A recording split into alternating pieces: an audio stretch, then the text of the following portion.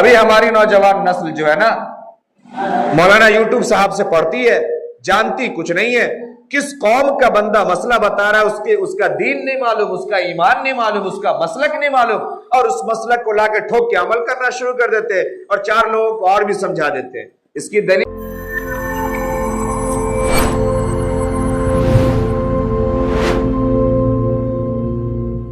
للہ رب العالمین والصلاة والسلام علی سید الانبیاء والمرسلین محمد وعلى آلہ واصحابہ اجمعین، اما بعد فقد قال اللہ تبارک وتعالی فی القرآن المجید اعوذ باللہ من الشیطان الرجیم بسم اللہ الرحمن الرحیم قل هل يستوي الذین يعلمون والذین لا يعلمون انما يتذکر اولو الالباب. صدق اللہ العظیم. وقال النبی صلی اللہ علیہ وسلم فی مقام آخر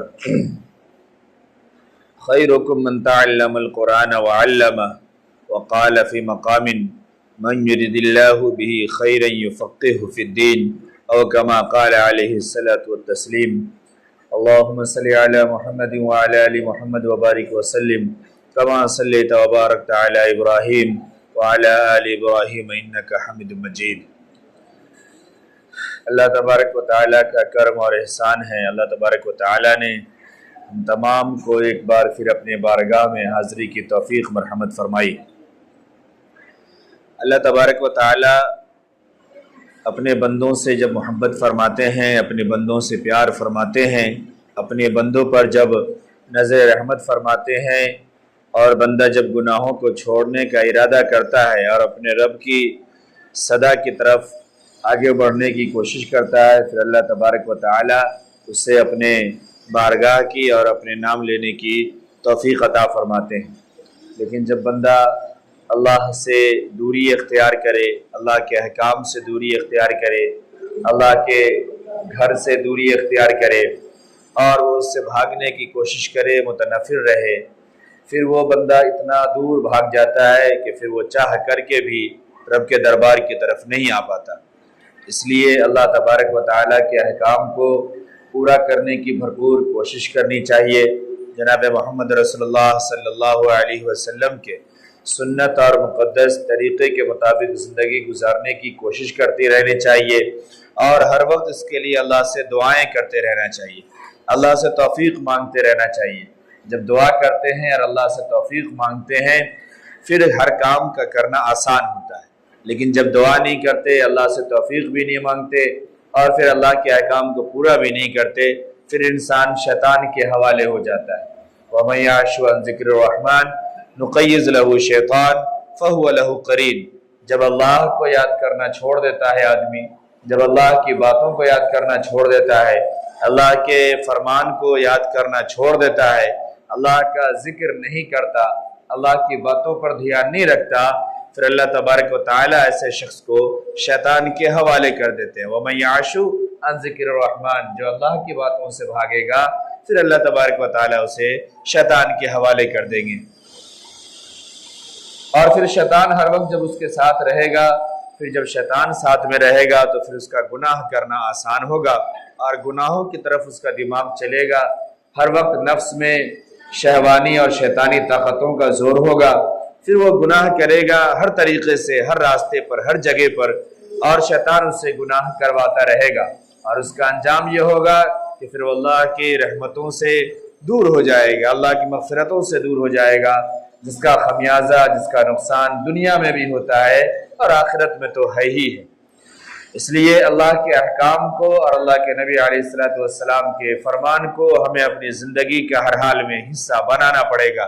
یہ کوئی آپشنل چیز نہیں ہے کہ ہم کریں گے تو ٹھیک ہے، نہیں کریں گے تو ٹھیک ہے. نہیں، دنیا میں پیدا ہی اسی لیے ہوئے ہیں کہ اللہ کے احکام کو ماننا ہے، اللہ نے جو حکم دیا ہے اسے پورا کرنا ہے، اللہ نے جو کام کرنے کے لیے کہا ہے اسے کرنا ہے، اور اس کام کو کرنے میں جو طریقہ ہوگا وہ جناب محمد رسول اللہ صلی اللہ علیہ وسلم کا طریقہ ہوگا. یہ دو کام ہی زندگی میں پیدا ہونے کا مقصد ہے، اور ان دو کام کو پورا کیے بغیر دنیا میں بھی چین و سکون نہیں ہے اور آخرت میں بھی چین و سکون نہیں ہے.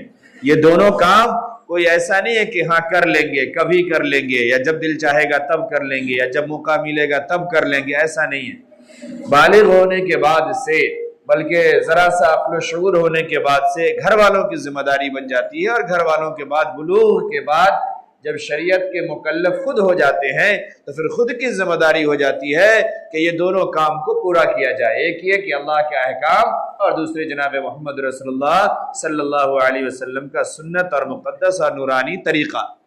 اور ان دونوں کام کو کرنے کے لیے ضروری یہ ہے کہ ہمارے اندر ان دونوں کا علم بھی ہونا چاہیے، ہم ان دونوں کو جاننے والے بھی ہوں۔ اللہ رب العالمین نے قرآن مقدس میں بیان فرمایا کہ قل هل يستوي الذين يعلمون والذين لا يعلمون، تم کیا سمجھتے ہو، تمہیں کیا معلوم ہے؟ آپ فرما دیجئے کہ کیا، اپنے نبی کو خطاب کر کے اللہ فرما رہے ہیں قل هل يستوي الذين يعلمون والذين لا يعلمون، اب فرمائیے، اب کہیے، پوچھئے کہ کیا لگتا ہے کہ ایک جانکار آدمی اور ایک جو نہ جانتا ہو، کیا دونوں برابر ہو سکتا ہے؟ کیا دونوں برابر ہے؟ هل يستوي الذين يعلمون والذین لا یعلمون، ایک جو چیزوں کو جانتا ہو، ایک جو احکام جانتا ہو، ایک جو کسی کام کو جانتا ہو، اور ایک دوسرا جو نہ جانتا ہو، کیا دونوں برابر ہو سکتا ہے؟ دونوں برابر نہیں ہو سکتا۔ انما یتذکر اولو الالباب، عقل مند لوگوں کے لیے اس میں نصیحت ہے، عقل مند لوگوں کے لیے اس میں سمجھنے کی بات ہے، عقل مند لوگوں کے لیے اس میں سیکھ ہے۔ لیکن جو عقل سے ہی کام نہ لے، عقل ہی اس کی ماری گئی ہو، پھر وہ جیسا چاہے زندگی بے ڈھنگی زندگی گزارتا رہے، وہ سمجھے کہ جو جاننے والا ہے وہ بھی ویسے ہی ہے، اور ہم نہیں جانتے تو ہم بھی ویسے ہی ہیں، یہ جہالت کی باتیں ہیں۔ قرآن میں اللہ نے فرمایا فَاسْأَلُوا أَهْلَ الذِّكْرِ إِن كُنتُمْ لَا تَعْلَمُونَ، کہ اگر تمہیں کوئی بات نہ معلوم ہو، اگر کسی احکام کو نہ جانتے ہو، شریعت کا کوئی علم نہ ہو، زندگی گزارنے کا کوئی شرعی طریقہ تمہیں معلوم نہ ہو، تو جو اہل علم ہے ان سے معلوم کرو، پوچھو، فَاسْأَلُوا، اس سے سوال کرو، اس سے جانکاری لو۔ اہل ذکر ان کنتم لا تعلمون، جو اس کو جاننے والے ہیں، جو اس کو سمجھنے والے ہیں، جو اس کو بار بار بتانے والے ہیں، جو بار بار پوچھنے والے ہیں اور بار بار اس کو سمجھانے والے ہیں، ایسے لوگوں سے جانکاری لو اور پوچھو اور سمجھو۔ لیکن ہم اس کے اوپر دھیان نہیں دیتے۔ جناب محمد رسول اللہ صلی اللہ علیہ وسلم نے فرمایا کہ تم میں کا عقل مند اچھا آدمی وہ ہے جو تیاری کرے، جو تیاری کرے بات کی زندگی کی۔ ہم اس دنیا کی تمام تیاری کر رہے ہیں اور آخرت کی کوئی تیاری نہیں، جبکہ ہم میں کا سب یہ جانتا ہے کہ آنکھ بند ہوتے ہی ہماری زبان بدل جائے گی، آنکھ بند ہوتے ہی ہمارے حساب و کتاب کا معاملہ بند ہو جائے گا۔ دنیا میں کوئی کسی بھی زبان کا جاننے والا ہو، اس سے کوئی فرق نہیں پڑتا، آنکھ بند ہوتے ہی جو زبان ہو جائے گی وہ عربی زبان ہو جائے گی، اور جیسے فرشتہ آئے گا قبر میں وہ عربی میں سوال کرے گا۔ اور ہم جو عربی کی سب سے بنیادی چیز ہے ہم وہ بھی آج نہیں پڑھتے، ہم وہ بھی آج دھیان نہیں دیتے، ہمیں آج قاعدہ نہیں معلوم، ہم بچوں کو قاعدہ تک نہیں پڑھانے کی کوشش کرتے، اور نہ ہم قرآن پڑھتے ہیں۔ اگر ہم میں کہ بڑے کبھی پڑھ بھی لیے ہیں، انہیں پڑھنا بھی آتا ہے، تو بھی ہم مشغلہ نہیں بناتے، اس کے اپنے روٹین میں داخل نہیں کرتے کہ چلو روزانہ کم سے کم ایک پیج ہی پڑھ لیں، آدھا پیج ہی پڑھ لیں، تلاوت کرتے رہے تاکہ جسم کا بھی فائدہ ہو، روح کا بھی فائدہ ہو، گھر اور مکان کا بھی فائدہ ہو، خیر و برکت بھی ملے، تمام چیزیں۔ ہم یہ موٹی سی چیز بھی نہیں کرتے، جبکہ آنکھ بند ہوتے ہی جو معاملہ شروع ہوگا وہ عربی کا معاملہ شروع ہوگا۔ جیسے ہی فرشتہ آئے گا، اٹھا کے بیٹھائے گا، پہلا ہی سوال کرے گا، وہ عربی میں سوال کرے گا، جواب بھی عربی میں دینا۔ ایسا نہیں ہے کہ جیسے دعا مانگنے کے لیے ہمیں یہ اختیار دیا گیا کہ ہم جس ملک میں، جہاں جس زبان میں رہتے ہیں اللہ سے مانگے، اللہ دینے والا ہے، اللہ قادر ہے، اللہ سب سمجھتا ہے، اللہ عطا فرماتا ہے، لیکن وہاں کا معاملہ الگ ہے۔ لیکن ہم وہاں کی کوئی تیاری نہیں کرتے، کوئی نہیں سیکھتے۔ جناب محمد رسول اللہ صلی اللہ علیہ وسلم نے فرمایا کہ تم میں کا اچھا آدمی وہ ہے، خیرکم من تعلم القرآن وعلم، اچھا آدمی وہ ہے جو قرآن کو سیکھے بھی، قرآن کو سکھائے بھی، قرآن کو پڑھے بھی اور قرآن کو پڑھائے بھی، یہ اچھا آدمی ہے۔ اس کے علاوہ دنیا کے کسی اور علم کے اوپر، کسی اور چیزوں پر جناب محمد رسول اللہ صلی اللہ علیہ وسلم کا یہ فرمان نہیں ہے، یہ سرٹیفکیٹ اور یہ تمغہ نہیں ہے۔ اور اس میں جو جس انداز میں، جو جس دائرے میں رہ کر کے اس کام کو کر سکتا ہے، کروا سکتا ہے، کرنے کا سبب بن سکتا ہے، ہر کوئی اس حدیث میں داخل ہے کہ ہم خود قرآن کو پڑھیں، پڑھنا جانتے ہو دوسروں کو پڑھائیں، سکھائیں، بتائیں، نہ جانتے ہو پڑھنے والے کا انتظام کر کے پڑھوائیں، اس میں جو شکلیں بن سکتی ہے وہ کریں، پڑھنے والوں کے فیس کا انتظام کریں، پڑھانے والوں کے ہدیے کا انتظام کریں، ہر ایک راستہ اس میں داخل ہے، یہ سب اس ثواب میں داخل ہے اور اس کام میں داخل ہے، ہمارا اس پر کوئی دھیان نہیں۔ جناب محمد رسول اللہ صلی اللہ علیہ وسلم نے فرمایا کہ جب اللہ تبارک و تعالی کسی بندے کے ساتھ بھلائی چاہتے ہیں، کسی بندے کے ساتھ اچھائی چاہتے ہیں، من یرید اللہ بہ خیرا، جب اللہ تبارک و تعالی کسی کے لیے بھلا چاہ لیتے ہیں اور بھلائی کا ارادہ کر لیتے ہیں، پھر یہ ہوتا یہ ہے کہ یفقہہ فی الدین، پھر اسے دین کے علم کی سمجھ عطا فرما دیتے ہیں، پھر اسے دین کے علم میں لگا دیتے ہیں، پھر اسے دین کے علم کو پڑھنے اور پڑھانے والا بنا دیتے ہیں، دین سے جوڑ دیتے ہیں۔ یہ سمجھیے، دین کے علم کی سمجھ عطا فرما دیتے ہیں، تفقہ عطا فرما دیتے ہیں کہ دین کے علم کو بندہ پڑھ بھی رہا ہے، پڑھا بھی رہا ہے، سیکھ بھی رہا ہے، سکھا بھی رہا ہے، عمل بھی کر رہا ہے اور عمل کروا بھی رہا ہے۔ یفقہ فی الدین میں ایک جملہ یہاں پہ جیسے آپ سوچ لیجیے یا ایڈ کر لیجئے، یفقہ فی الدین میں تھیترولوجی نہیں آتی ہے، یاد رکھیے گا۔ ابھی ہماری نوجوان نسل جو ہے نا، مولانا یوٹیوب صاحب سے پڑھتی ہے، جانتی کچھ نہیں ہے، کس قوم کا بندہ مسئلہ بتا رہا ہے، اس کا دین نہیں معلوم، اس کا ایمان نہیں معلوم، اس کا مسلک نہیں معلوم، اور اس مسلک کو لا کے ٹھوک کے عمل کرنا شروع کر دیتے اور چار لوگوں کو اور بھی سمجھا دیتے۔ اس کی دلیل اور اس کی مثالیں میں نے آپ کو دے کر کے بار بار سمجھایا ہے۔ کبھی کوئی مرزائی سے سیکھ رہا ہے، کبھی کوئی قادیانی سے سیکھ رہا ہے، کبھی کوئی کسی اور سے سیکھ رہا ہے، کبھی کسی لال سے سیکھ رہا ہے، کبھی کوئی کسی کالے سے سیکھ رہا ہے، کبھی کوئی کسی پیلے سے سیکھ رہا ہے، اس کی نسل تک نہیں معلوم، اس نے خالی تھمبنیل میں لگا دیا اور اپنی تعریف کر دیا، ہم فلانے خاندان سے آتے ہیں اور ہمارا نسل جا کے فلانے سے مل جاتا ہے، اور جو آیت پڑھ رہا ہے، جو حدیث پڑھ رہا ہے، پڑھنا تک نہیں آتا، اس کی سمجھ تک نہیں آتی، اس کے بارے میں جانکاری تک نہیں ہے، اور لگے اڑانے کے لیے اور سمجھانے کے لیے۔ ایسے لوگوں سے دور رہنا ہی بہتر ہے۔ قرآن کہہ رہا ہے وَإِذَا خَاطَبَهُمُ الْجَاهِلُونَ قَالُوا سَلَامًا، ایسے لوگ جو دین کا صحیح علم نہیں جانتے ہو، شریعت کا صحیح علم نہیں جانتے ہو، اور لگے جو ایسا سمجھانے اور بجھانے اور دلائل اور مسائل دینے، ایسے لوگوں سے سلام کیجیے اور خوش رہیے، دور رہیے، زیادہ بہتر ہے۔ وَإِذَا خَاطَبَهُمُ، تو جو فقہ فی الدین جو حدیث میں آیا، اور اللہ نے جو بھلائی کا ارادہ کیا، جناب محمد رسول اللہ نے جو اعجاز دیا، جو تمغہ دیا، اس میں تھیترولوجی نہیں آتی ہے۔ یہ فقہ فی الدین کے لیے دین کے الف سے لے کر کے یا تک سیکھنا پڑتا ہے، ابتدا سے لے کے انتہا تک جانا پڑتا ہے، نہ جانے کتنے پرت جو ایسے چمڑوں کے گھسنے پڑتے ہیں، ہے نا، یہ بوریوں میں اور گدیوں میں بیٹھنا پڑتا ہے، جوتیوں میں بیٹھنا پڑتا ہے، خاک چھاننے پڑتے ہیں، تب جا کر کے ایک حروف اور ایک لفظ سمجھ میں آتا ہے۔ کان سے صرف ہم نے سنا، دیکھیے یہ بتا رہا ہے، یہی اصل ہے، اور اسی ویڈیو کو بند کر کے وہی آیت اس کو سامنے کھول کے دے دیجئے۔ اتنے بڑے مفسر قرآن، آپ علامہ کی بات کو سمجھدار ہو گئے ہیں، بند کر دیتے اس کو، یہی آیت جو یہ سمجھا رہا ہے آپ پڑھ کے بتا دیجئے، یہی آیت کو آپ پڑھ کے بتا دیجئے۔ یہ جو حدیث کا خالی ڈھنڈورا جوڑ دیا، 1395 نمبر حدیث میں یہ بات لکھی ہے، میں کتاب دوں تم کھول کے دکھا دو، وہ حدیث کو نمبر سے کھول کے نہیں دکھلا سکتے۔ ایسے ایسے لوگ ہمارے یہاں ہیں، جس حدیث کی بات ہو رہی ہے اس حدیث کو کھول کے نہیں دکھلا سکتے کتاب میں کہ کہاں لکھی ہے، پڑھنا تو دور کی بات ہے، لیکن آئے تھیترولوجی کرنے کے لیے۔ یہ فقہ فی الدین میں تھیترولوجی نہیں ہے، یہ فقہ فی الدین سمجھنا پڑتا ہے، پڑھنا پڑتا ہے، سیکھنا پڑتا ہے، تب جا کر کے ہوتا ہے۔ یہ نئی نسل جو آج کل چلی، سب کچھ بن جانے کے بعد ہم نے 1 سال کا ٹریننگ فلانے صاحب سے لے لیا، ہمیں دین کا سب آتا ہے، اتنا آسان ہوتا تو باقی دنیا کائے کے لیے جو اسے رات و دن لگی ہوئی ہے، ہر کوئی سب کچھ بن کر کے 1 سال کی ٹریننگ لے لیتی اور اللہ مدہر بن جاتی، ایسا نہیں۔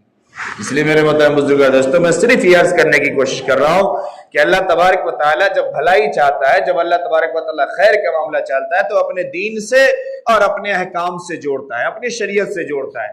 یہ وقت ہے، اس وقت عام طور سے ہمارے یہاں کا جو نظام ہے وہ ایسے وقتوں میں رمضان کی چھٹی ہوتی ہے، رمضان کی چھٹی کے بعد ایسے وقت میں ادارے ہمارے یہاں کھلتے ہیں، مدارس کھلتے ہیں۔ یہ جو شوال کا مہینہ ہے، یہ بچوں کے داخلے کا مہینہ ہے۔ ایسے موقع پر ہمارے گھر کے جو بچے ہیں، ہماری جو نسلیں ہیں، کئی اولادیں ہیں، سب کو ہم نے سب کچھ بنایا، لیکن کسی 1-2 کو ہم دیندار بھی بنائیں، دین کی تعلیم بھی دیں، قرآن بھی ہم اسے پڑھائیں، قرآن پڑھنا بھی سکھائیں اور قرآن سمجھنا بھی سکھائیں، ہم اس کے اوپر دھیان دیں۔ اگر نہیں کریں گے پھر ہماری نسل یوں ہی واہی تباہی میں چلتی رہے گی، جو من میں آئے گا وہ مسائل بیان کرے گی، جو من میں آئے گا وہ ہمیں سمجھا دے گی. اور والدین کو اور گھر کے لوگوں کو ماننا مجبوری ہوتا ہے. کیا مجبوری ہوتا ہے؟ اب ہماری ایک اولاد ہے, اب ہمارے پورے گھر کا خرچہ وہ چلا رہی ہے, اور یہ اولاد بھی جو دین سیکھ رہی ہے نا ایسی ہی سیکھ رہی ہے. اس کے کمپنی میں کام کرنے والے 4 کو جو بڑے لوگ ہیں نا وہ الگ الگ مسلک سے جڑے ہوئے ہیں, الگ الگ چیزوں سے جڑے ہوئے ہیں. اب یہ ان کو اپنے ساتھ میں رکھتے ہیں, کھلاتے ہیں, پلاتے ہیں, بہکاتے ہیں, سب بات سمجھاتے ہیں. اب اگر یہ ان کی نہیں مانیں گے تو ان کے مسئلے کھڑے ہو جائیں گے آفس میں اور ڈیوٹی میں اور جہاں پر بھی. اب ان کا ماننا مجبوری ہوتی ہے, چونکہ سال بھر ان کی سنگت ان کے ساتھ, ان سے مانتے ہیں. اور جب سیکھ کے آتے ہیں تو پھر وہی بات گھر والوں کو منواتے ہیں, گھر کے لوگوں کو سکھاتے ہیں, ملنے جلنے والے دوست یار کو سکھاتے ہیں. ان کو ماننا مجبوری اس لیے ہوتی ہے کہ اب یہ جو دوست آیا یہ پہلے 3 دن لے گیا ہے, 3 دن اچھی اچھی جگہ پر اس نے اس کی پارٹی کری ہے. اب چوتھے دن جب یہ کوئی مسئلہ پیار سے بتا رہا ہے تو ماننا تو پڑے گا, 3 دن اس کی پارٹی کھائی ہے. اور ہمارے یہاں مشہور ہے نمک حرامی کیسے کر سکتے ہیں بھائی, 3 دن لے جا کر کے الگ الگ جگہوں پہ گلگپا کھلایا ہے, چاٹ کھلایا, کیوں نہیں مانیں گے؟ یہ اڑانے والی باتیں نہیں ہے. آج دین کا نقصان اسی طریقے سے ہو رہا ہے, اور ایسے ہی ہو رہا ہے. لوگ مادیت کے راستے سے گھستے ہیں, پیسے کے راستے سے گھستے ہیں, جاب کے راستے سے گھستے ہیں, اس راستے سے ایمان کا سودا ہوتا ہے. اور گھر میں اور گھر کے لوگوں کا ماننا مجبوری اس لیے ہے کہ بھائی خرچہ وہی چلا رہا ہے, پیسے کما کے وہی لا رہا ہے. اب اگر اس کے من کے مطابق نہیں مانیں گے وہ کہیں نہ کہیں پہ ٹنلی مارنا شروع کر دے گا, گھر کے حالات بگڑنے لگیں گے. اس لیے اس کی بات کو مانو. میں یہ صرف کہہ رہا ہوں ہم اپنی اولاد کو اور اپنے آپ کو دین سے اور دینی تعلیم سے جوڑیں. دین کی تعلیم کو حاصل کرنا اس میں کوئی عمر کی قید نہیں ہے, کوئی قید نہیں ہے. جو جس عمر کے پڑاؤ پہ ہے اس وقت دین کی تعلیم حاصل کر سکتے ہیں, اس وقت سیکھ سکتے ہیں. اور اسلام کا نظام اتنا بہترین ہے, ایمان کا نظام اتنا بہترین ہے, قرآن اور حدیث کا نظام اتنا بہترین ہے کہ جو جس لائن میں ہے, جو جس جگہ پر ہے, جو جس عمر کے جس پڑاؤ میں ہے, اسی جگہ پر اللہ اور اللہ کے نبی علیہ الصلوۃ والسلام نے وہ ایک ایسا نظام بنا کر کے رکھا ہے کہ وہ وہیں سیکھ سکتا ہے, وہیں سمجھ سکتا ہے. لیکن ہم کوشش نہیں کرتے. ہم عمر کے ہر پڑاؤ میں ہر چیز کو سیکھنے کی کوشش کرتے, دینی تعلیم کو سیکھنے کی کوشش نہیں کرتے. آپ سیکھیں, جو بڑے ہیں وہ اپنے اعتبار سے اپنی ترتیب بنائیں, ایسے لوگوں سے ملیں, رابطہ کریں. زندگی کے جس موڑ پہ ہم جاتے ہیں اس موڑ پہ جس چیز کی ضرورت ہوتی ہے اس کام کو کرنے کرانے والوں کو ہم ہائر کرتے ہیں, سکھلانے والے کو ہائر کرتے ہیں, اس کو ہم فیس دیتے ہیں, اس سے ہم سیکھتے ہیں. جب بات دین کی آتی ہے تو ہم کیوں نہیں کرتے؟ یہ کرنا چاہیے. دوسرے یہ کہ اپنی نسلوں کو ہم دیندار بنائیں, اپنی نسلوں کو ہم دینی تعلیم ضرور دیں. میں نے بارہا کہا ہماری ہر اولاد کا عالم دین بن جانا یہ ضروری نہیں ہے, ہماری ہر اولاد کا مفتی بن جانا یہ ضروری نہیں ہے, اور شریعت نے یہ کہا بھی نہیں ہے. لیکن شریعت نے اتنا ضرور کہا ہے کہ اتنا علم دین حاصل کرنا جس سے ہماری اولاد, ہماری نسل اور ہم حلال کو حلال جان جائیں اور حرام کو حرام جان جائیں, یہ فرض ہے, اس سے چھٹکارا نہیں ہے. جو بڑے ہو گئے ہیں اور انہیں اب تک حلال و حرام کا علم نہیں ہے, انہیں خود کی ذمہ داری ہے کہ سیکھیں. اور جو اولادیں ہیں, جو نسلیں ہیں, جو ماتحتوں ہیں, ان کو سکھانا یہ ضروری ہے. آج ہماری 7ویں 8ویں 10ویں کے بچے اور بچیاں ایک سے ایک برائی اور فحش اور حرام کاری میں لگی ہوئی ہے, اور ہم کہہ رہے ہیں ہمارے بچے تعلیم حاصل کر رہے ہیں, ہمارے بچے اسکول کالج جا رہے. کیوں؟ اگر ہم نے اسے حیا سکھایا ہوتا, دین سکھایا ہوتا, اگر ہم اسے تعلیم دیے ہوتے, اگر اسے قرآن معلوم ہوتا, اگر اسے حدیث معلوم ہوتی, اگر وہ پڑھنا جان رہے ہوتے, اگر وہ سیکھ رہے ہوتے, اگر ہمارے گھروں میں ماحول ہوتا کہ بچے جا رہے ہیں اپنا کام کر رہے ہیں, لیکن آنے کے بعد ہم اسے 1 گھنٹے اسے دین کی اور ایمان کی تعلیم دیتے ہیں, شرم و حیا سکھاتے ہیں, آج یہ حال نہیں ہوتا جو ہماری قوم کا اور ہماری نسل کا ہے. اس لیے اتنا سکھانا اور اتنا سمجھانا یہ فرض ہے, یہ ضروری ہے. اور میں بارہا کہتا ہوں, آپ کسی 4 نوجوان کو کھڑا کر کے اس سے بات کرنا شروع کیجئے, اسے حلال اور حرام نہیں معلوم ہے, اس وقت نہیں معلوم ہے. ایک تو یہ ہے کہ کچھ چیزیں جو ہمیشہ سنتے اس کو کہتے ہیں کہ حرام ہے, کہتے ہیں لیکن پتہ نہیں کہ حرام کا معنی ہوتا کیا ہے. کہتے ہیں پھر کرتے بھی ہیں, کہہ بھی رہے ہو اور کر بھی رہے ہو, تو پھر فرق کیا ہوا اس کے اندر؟ اس کا معنی یہ ہے کہ ہم اس کی اصلیت کو نہیں جانتے, اس کی حقیقت کو نہیں جانتے. اس لیے دین سے ہم جوڑیں, اپنی اولاد کو اتنی تعلیم ضرور دلائیں, اتنا ہم اسے مسجد میں, مدرسے میں, یا جہاں آپ صحیح تعلیم دلا سکتے ہو اس طریقے سے ضرور دلوائیں, تاکہ بچہ آپ کا اچھا قرآن پڑھنا جان جائے. آج آپ سروے کر کے دیکھ لیں, صف میں جتنے لوگ کھڑے ہوئے ہیں, ہر کسی کے کھڑے ہونے کا اندازہ الگ ہے نماز کے لیے. جتنے لوگ ہاتھ باندھتے ہوئے ہاتھ باندھنے کا انداز الگ ہے، سارے لوگ سنا پڑھنے کا انداز الگ ہے، قرآن پڑھنے کا انداز الگ ہے۔ وجہ یہی ہے کہ ہم نے الگ الگ بانٹ دیا، اور جس کو جب جہاں جیسا من میں آیا ویسا سیکھ لیا، ہم نے صحیح جاننے کی کوشش نہیں کی۔ اب صرف نماز کے مسائل کو چیک کر لیجئے، نماز کے مسائل ہمارے درست نہیں ہیں آج تک۔ یہ صرف کہنے کی بات نہیں، یہ حقیقت ہے۔ اور جب روز ہر صبح شام جب اس کی ضرورت پڑتی ہے، جب دیکھتے ہیں، جب سنتے ہیں اور جب بتاتے ہیں، تب یہ سمجھ میں آتا ہے کہ ہمارے بڑے اور ہماری نسلیں یہاں تک پہنچ گئی اور نماز کی یہ بنیادی مسائل معلوم نہیں۔ تو یہ ہم جانیں کیوں ہم نے سیکھا نہیں، ہم نے سمجھا نہیں۔ جب سیکھا نہیں، سمجھا نہیں، پڑھا نہیں، تو ہمارے اندر اس کی عظمت بھی نہیں ہے، اس کی وقت بھی نہیں ہے، اور جب اس کی عظمت اور اس کی وقت ہمارے اندر نہیں ہے، پھر ہم اس پہ عمل بھی نہیں کرتے۔ جب بندہ کسی چیز کو خوب جانتا ہے، خوب سیکھتا ہے، خوب سمجھتا ہے، پھر اس کی عظمت اس کے اندر آتی ہے، اس کی وقت آتی ہے، اس کی قدر آتی ہے، پھر اس کو آدمی اپنی زندگی میں لاگو کرتا ہے۔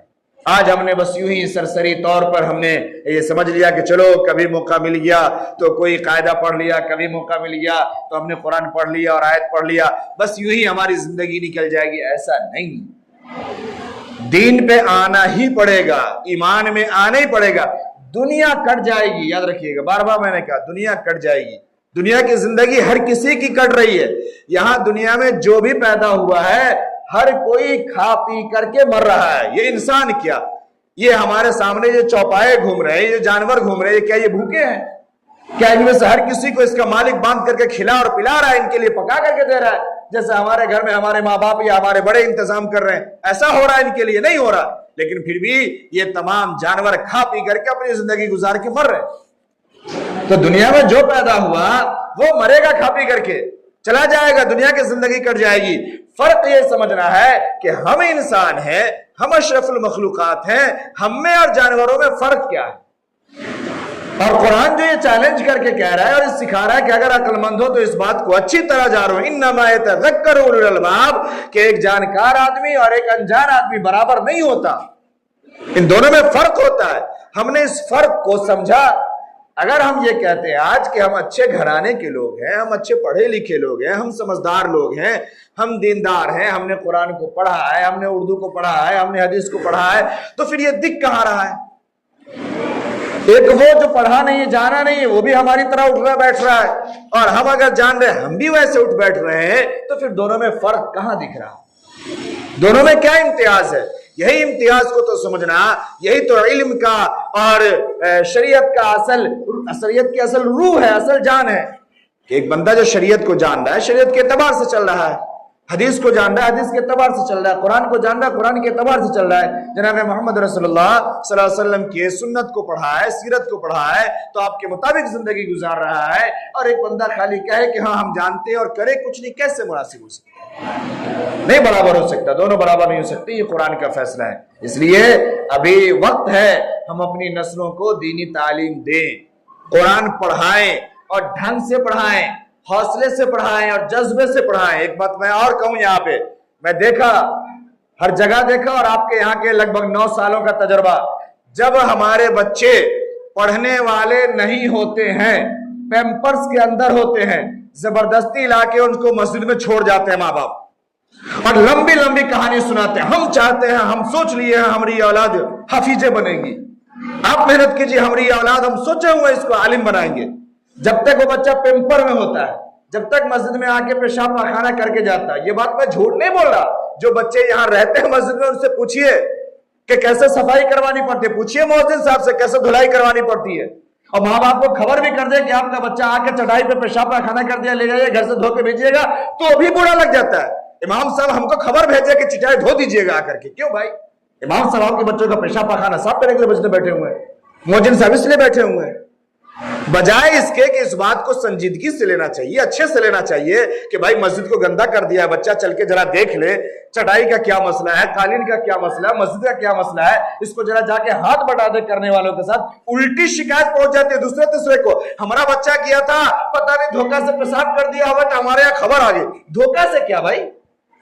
3.5 سال 4 سال کے بچے کو لا کے مسجد میں گھسڑ دیے، اور یہی بچہ میں یوں ہی نہیں کہتا، ایسے گرجین کو جانتا ہوں، ایسے بچوں کو جانتا ہوں، ہو سکتا ہے مسجدوں میں ہی بیٹھے ہوں۔ جب یہ بچہ پڑھنے والا نہیں تھا نا، اس کے ماں باپ نے ناک میں دم کر کے رکھا ہم لوگوں کو، یہ بنا دیجیے. ہم سوچے ہوئے یہ پیٹے میں تھا تو ہم منت مانے ہوئے تھے. یہ ساری بات، یہ جملہ. اور جیسے ہی یہ بچہ 6.5 سال کا، 7 سال کا، 5 سال کا ہوا، یہ سارے بچے اسکولوں میں جا رہے ہیں، غیروں کے اسکول میں جا رہے ہیں، اور اتنے بے حیا بنے ہوئے ہیں یہ بچے. اور ان بچیوں کی ایسی رپورٹ ہے جو لوکل لوگ ہی کو میں نے دکھایا، اور وہی لوگ خبر کرتے ہیں کہ آپ سوچ نہیں سکتے. کیوں؟ تو یہ ڈرامہ بازی ہے، ڈھکوسلا بازی ہے، پریشان کرنا ہے. جو بچہ کر نہ سکتا ہو اس کو لا کے ڈال دو مسجد میں، اور جب کرنے کی عمر ہو، سمجھداری کی عمر ہو تو لے کے ڈالو باہر. نہیں، ہر بچے کو سب سے پہلے جب تک اس کی صحیح عمر ہے 10 سال 12 سال 13 سال تب تک آپ اسے مساجد کی اور مدارس کی صحیح تعلیم دیجیے.